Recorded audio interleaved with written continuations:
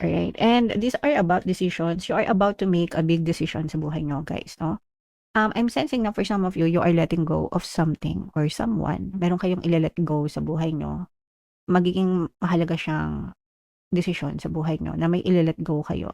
And kapag na-let go niyo 'to, guys, magsisimulang mag-progress yung buhay mo papunta sa mga pangarap niyo, mga kapiksi. So, I'm sensing na parang sacrificial ito, 'no? May isasakripisyo kayo, ile-let go niyo, tapos magfo-focus kayo sa mga, dreams niyo, sa mga ambition niyo, mga kapiksi, and eventually magiging successful kayo diyan, guys.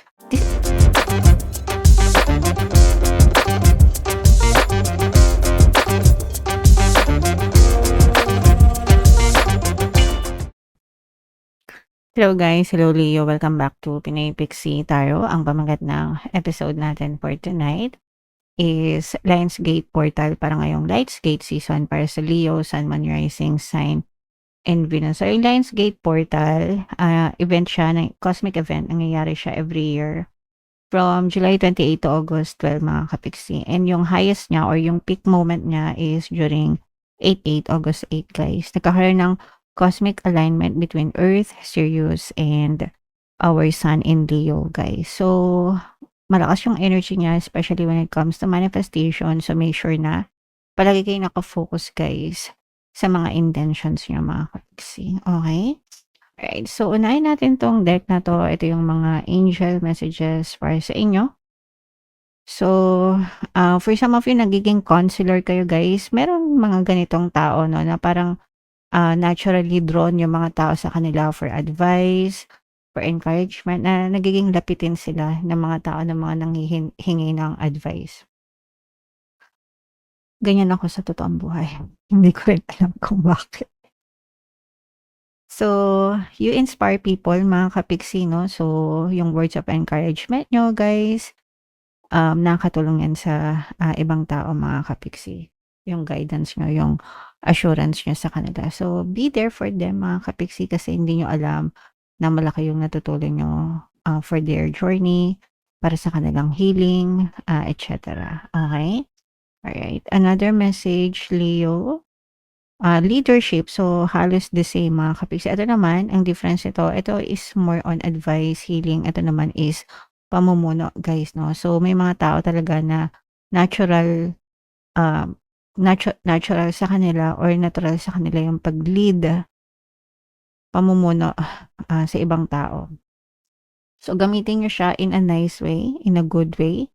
Huwag sama-sama, mga kapiksi, no? Kasi baka sumusunod nga sa inyo, tas sa maling paraan nyo naman binubudol yung mga tao. Syempre, hindi ganun, guys. You have to lead them sa maganda at maayos na paraan, mga kapiksi. Okay? Yan, maraming ganyan eh. Maraming mga leader na nambubudol, di ba, guys? Lalo na sa politika. Kaya nagkakawatak-watak eh. Anyway, another message is courage, mga kapiksi, no? So, yeah, ito guys, no? Be courageous and stand up for your beliefs, mga kapiksi. Maging matapang ka sa sarili mo. Maniwala ka sa sarili mo, maging confident ka sa sarili mo, no? You can be, do, and have anything that you want in your physical reality as long as naniniwala ka and as long as may lakas ka ng loob, kapiksi. Alright? So, yan yung angel messages for you. Ito naman ay sa love, guys. Tingnan naman natin yung energy surrounding your love situation. Kung ano lang yung makaresonate sa inyo, guys, take that message, okay? So, yung first message for you, Leo, talking stage ito, mga kapiksi. For some of you, nasa talking stage kayo, getting to know each other. Pwedeng may mga nakaka-chat na kayo, nasa mga dating apps kayo, mga kapiksi. Communication is very good. Pwedeng nasa talking stage pa lang kayo, or pwedeng in a relationship na kayo, pero maganda pa rin yung communication nyo, guys. Okay? Ito yung, usually, ito magre-resonate ito do sa mga bago-bago pa lang, simula pa lang.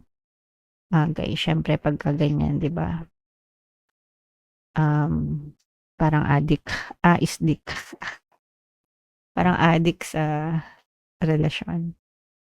Another person, another message, guys. Ito naman, fixing, no? Trying to fix your relationship.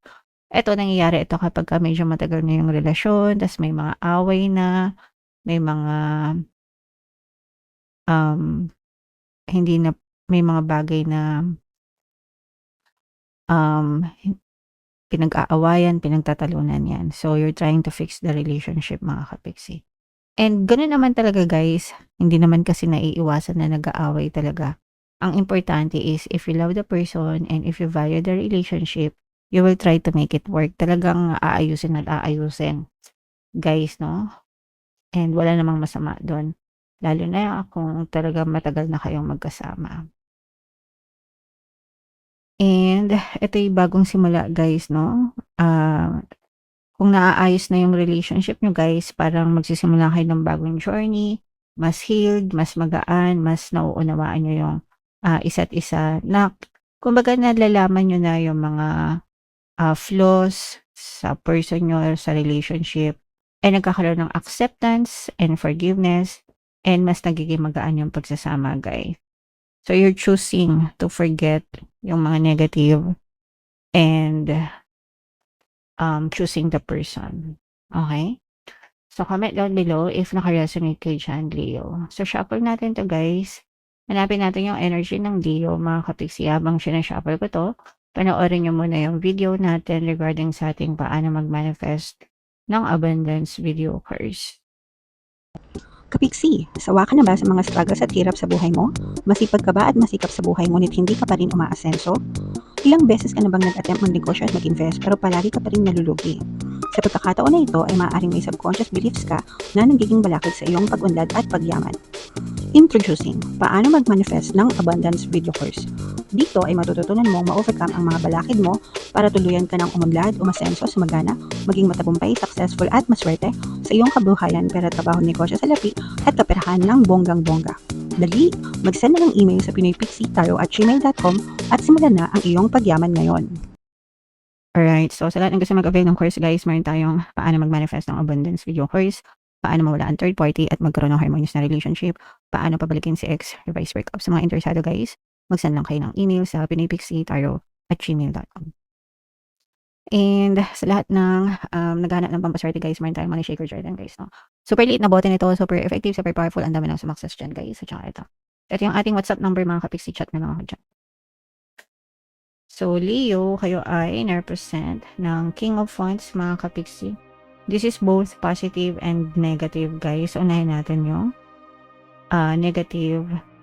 For some of you, mga kapiksi, marami kayong obligasyon sa responsibilities sa buhay nyo. For some of you, pwedeng ito yung nagiging dahilan kung bakit nai-stuck kayo sa buhay. Parang feeling nyo nai-stuck kayo. Kasi imbis na for some of you, parang imbis na nagfo-focus na lang kayo sa sarili nyo, sa mga ambisyon nyo, may iniintindi pa kayo, may inaasikasa pa kayo na parang nagiging pasanay nyo, nagiging burden nyo, guys, no? Yeah, so,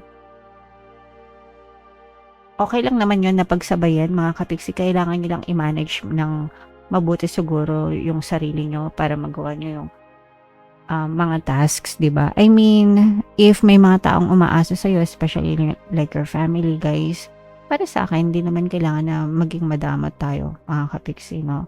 Although, syempre, kailangan bigyan mo din ng limitasyon para sabihin mo na wag masyadong mag-expect, hanggang dito lang yung kaya ko, di ba? Kasi kailangan ko ring ayusin yung sarili kong buhay. Mga ganun. I'm sure maintindihan naman yun ng mga pamilya mo, especially kung breadwinner kayo, mga kapiksi. And then, kailangan mag-provide din kayo ng space sa sarili nyo para sa mga ambisyon nyo sa buhay. Huwag nyo hayaan na maging balakid yung mga obligasyon nyo sa pangarap nyo, guys. Nagets nyo ba? Sana naintindihan nyo, mga kapiksi. Kasi yung iba sa nyo, ganun yung parang ginagawa nyo siyang reason para ma-stuck kayo sa buhay. Okay? Alright. And these are about decisions. You are about to make a big decision sa buhay nyo, guys, no? I'm sensing na for some of you, you are letting go of something or someone. Meron kayong ile-let go sa buhay nyo. Magiging mahalaga siyang decision sa buhay nyo na may ile-let go kayo. And kapag na-let go nyo to, guys, magsisimulang mag-progress yung buhay mo papunta sa mga pangarap niyo mga kapiksi. So, I'm sensing na parang sacrificial ito, no? May isasakripisyo kayo, ile-let go nyo, tapos magfo-focus kayo sa mga dreams nyo, sa mga ambition nyo, mga kapiksi, and eventually magiging successful kayo dyan, guys. This is meant to happen. Kung hindi man ngayon, sa susunod, ganun pa rin yung magiging desisyon nyo, guys. So, parang right now, ngayon, nandun pa kayo sa stage na pinag-iisipan nyo pang malala. If ila-let go nyo na ba yung something na yun or someone na yun, kapalit na tong mga pangarap mo sa buhay? Or, palilipasin mo pa. But, it's going to happen soon, guys, no? Kung hindi man ngayon, next month, next year, ganun pa rin, guys. Yun pa rin yung magiging desisyon nyo. So, might as well, gawin nyo na ngayon para hindi sayang yung panahon, mga kapiksi. Okay? Kasi ganun din talaga yung mapipili nyong desisyon. So, ang dala-dala naman nito sa inyo ay mga tagumpay at success sa mga pangarap mo sa buhay. Okay? Alright. So, what else? So, i-main-main nyo na yung mga success na yan, mga kapiksi. So, yung ano mo guys, yung vision mo, may vision ka sa buhay eh. Kumbaga yung isip mo, yung mga plano mo, nandun sa vision mo, no? And may mga taong tutulong sa'yo, may mga taong magpupush sa'yo para sumakses ka sa vision mo. So, wag mong i-take for granted yun. Actually, si universe yung nagpo-provide ng mga tulong na kailangan mo, no? So, wag mong i-take for granted yung tulong na yan kasi it's a sign from the universe that you should push through hanggang gusto mo, hanggang nandun sa dibdib mo yung mga ambisyon mo. Hindi ka papabayaan ni universe. But you have to take things slow din. Kumbaga, wag ka din masyadong magpadali and mahalin mo kung ano yung ginagawa mo. Okay? Mas magiging mas magiging malaki yung impact niya sa buhay mo kapag ine-enjoy mo yung ginagawa mo, hindi yung masyado kayo nagmamadali sa buhay, guys. Okay? Parang ipaparamdam sa'yo ni universe na this is what success tastes like. Ito, ganito ang lasa ng tagumpay. Ganito ang lasa ng sumakses sa buhay. So, parang ganyan yung sinasabi sa'yo ni universe, Leo, no? And mararanasan mo talaga yung success na yan. Kasi para sa'yo yan. It's meant to happen, mga kapiksi. Even if not now, maybe sometime soon. Pero it's meant to happen. Nakatadhana siyang mangyari sa'yo, Leo. Okay? Alright. So, yeah. Imain-main nyo na yung mga success na yan, yung mga tagumpay na yan, sa mga ambisyon nyo sa buhay. Para sa inyo talaga yan, Leo. And comment down below if nakaresonate kayo. For more tarot readings, guys, ito yung playlist nyo. Ito naman yung ating success stories ng paano mag-manifest ng abundance videokers. Panoorin nyo itong video natin, guys, about money shaker jars. Thank you for liking, sharing, and subscribing. See you next time. I love you all, guys. Have a nice day. Bye-bye.